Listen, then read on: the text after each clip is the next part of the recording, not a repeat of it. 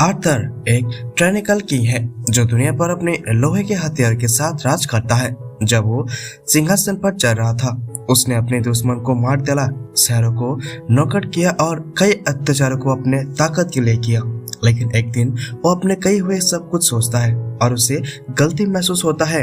अगले पल उसकी हार्ट अटैक से उसे मौत हो जाता है। जैसे वो नीचे की तरफ गिर रहा होता है, एक आवाज आता है जो कहती है कि वो उसे दूसरा मौका देगी, लेकिन उसे ये चांस गलत नहीं करना चाहिए। कुछ ही देर के बाद आर्थर अपनी आंखें खोलता है और देखता है कि दो लोग उसके ऊपर देख रहा है। आदमी अपने नाम रोनाल्ड बताता है और कहता है कि वो आर्थर का पिता है, जबकि एलिस उसकी माँ है। उन्हें नहीं लगता कि उनका नया जमा हुआ बच्चा समझ पाएगा, लेकिन वो दोनों अपने बच्चे से काफी खुश है। आर्थर धीरे धीरे समझ पाता है कि ये लोग सच में उसके मम्मा पापा हैं और वो बस एक मिनट पहले ही नया जन्म लिया है।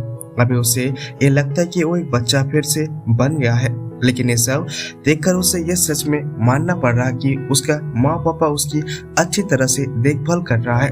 वो खुश है, लेकिन फिर भी उसे अपनी बेबी बॉडी को लेकर थोड़ा सा परेशान हो रहा है।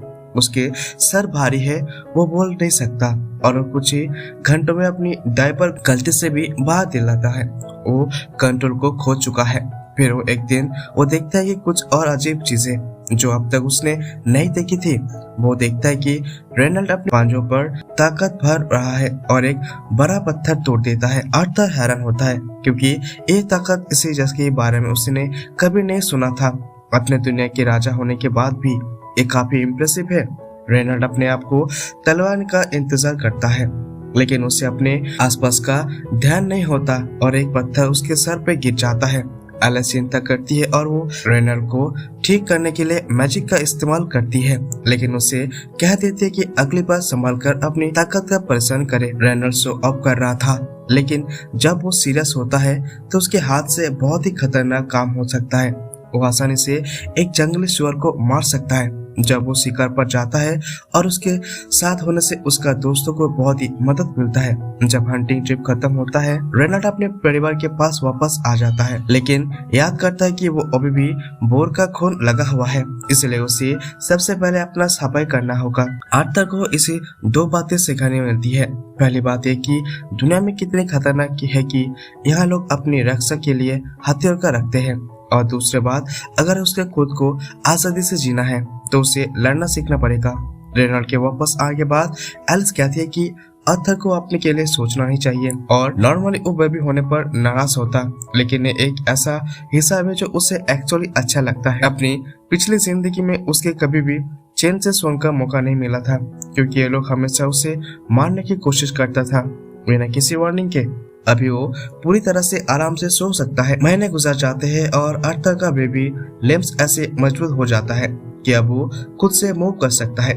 अब जब उसके पास मोबिलिटी है तो वो अपने पहले काम के लिए मिरर के पास जाता है, जहां अपने आप को देखकर लॉन्ग लुक देता है। उसके माँ बाप को एक क्यूट लगता है, लेकिन वो बस समझ नहीं रहा कि वो सच में एक बेबी है। उस दिन जब एलिस उसे नैप के लिए सोने को कहती है, आर्थर अपनी प्लानिंग शुरू करता है। जैसे ही वो रूम से बाहर जाता है, वो अपना ब्लैंकेट को क्रेप से गिरा देता है और अपने आप को बाहर निकलने की कोशिश करता है। जब वो काफी दूर तक क्रॉल कर लेता है, वो लाइब्रेरी के दरवाजा खोलता है और एक किताब निकाल लेता है, क्योंकि उसने इस दुनिया के बारे में और भी ज्यादा जानना है। पढ़ते हुए वो ये सीखता है कि ये कॉन्टिनेंट का नाम डिकन है और ये 3 किंगडम से में डिवाइडेड है। पहला किंगडम जो ड्रॉप्स का है, जो बड़े क्रेव्स में रहते हैं। दूसरा है एनलोनोर किंगडम, जहाँ पर एल्स रहते हैं, घिरे जंगल में बसता है। और तीसरा है सेपिंग किंगडम, जो ह्यूमंस का किंगडम है और जहाँ एक राजा करता है। आर्थर को और भी कुछ जानना था तो वो बुक को निकाल लेता है। आर्थर ने नोटिस किया कि इस दुनिया में टेक्नोलॉजी का लेवल काफी कम है और इसका रीजन भी है मैजिक। लोग अपने बॉडीज के अंदर माना को मैनिपुलेट करके मैजिक यूज करता है, जबकि ये कॉमन नहीं है। मैजिक इस दुनिया में बहुत ही इम्पोर्टेंट है। लोग 2 तरीकों से मैजिक यूज करता है, एग्रीमेंट्स और कंजरिंग। एग्रीमेंट में लोग अपनी बॉडी में मना कैलकुलेट करता है, जिससे उसे जबरदस्त स्ट्रेंथ, डिफेंस और एग्रेसिविटी मिलता है, जबकि कॉन्जरस अपने माना को बाहर निकालता है और किसी भी एनवायरनमेंट को कंट्रोल कर सकता है जो भी चाहता है। ये मैजिक सिस्टम का बेसिक आइडिया था, लेकिन आर्थर को हीलिंग मैजिक के बारे में कुछ नहीं मिलता।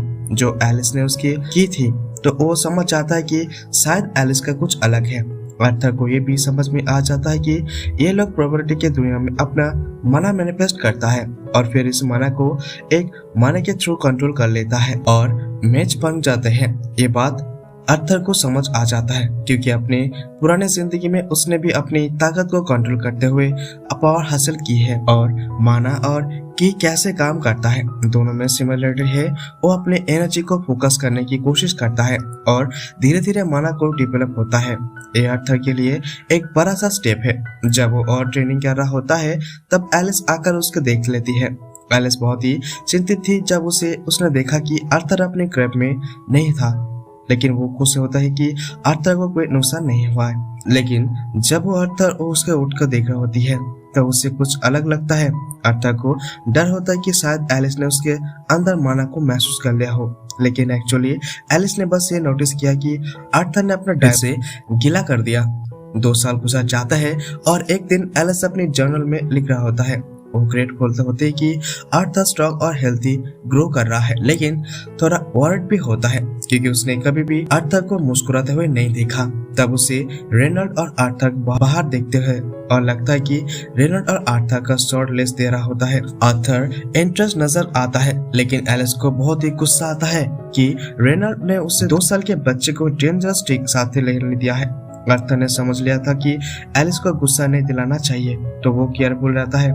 एलिस डिसाइड करता है कि वो आर्थर को टाउन दिखाने के लिए जाएगी और आर्थर जिससे बहुत ही एक्साइट होता है क्योंकि उसे दुनिया के बारे में पहले हाथ के वैल्यूएबल इंफॉर्मेशन मिलेगा। वो इस दुनिया की टेक्नोलॉजी का लेवल समझने के लिए पब्लिक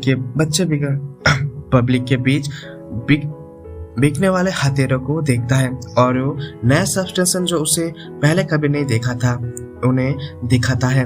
सबसे अच्छी बात होता है कि उसे एक मैजिक को फायर मैजिक में कास्ट करते हुए देखने का मौका मिलता है।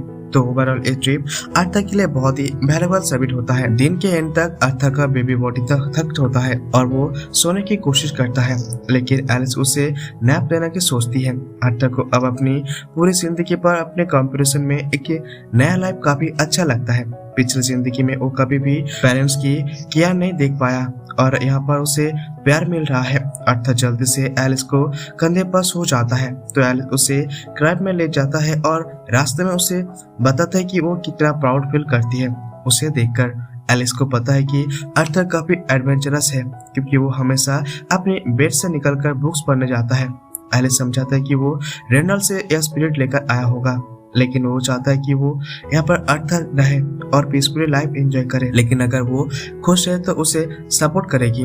अगले दिन आर्थर विंडो के पास खड़ा होता है और रेनल्ड को बाहर प्रैक्टिस करते हुए देखता है। वो मैजिक को क्लोज से देख रहा था और वो एक्साइट होता है। रेनल्ड अपनी बॉडी में मना कैलकुलेट करना शुरू करता है और धीरे धीरे पत्थर उनसे शुरू हो जाता है। रेनल्ड को ये लगता है कि ये सब बहुत ही जबरदस्त है, लेकिन रियलिटी में ये सब इम्प्रेशन नहीं होता।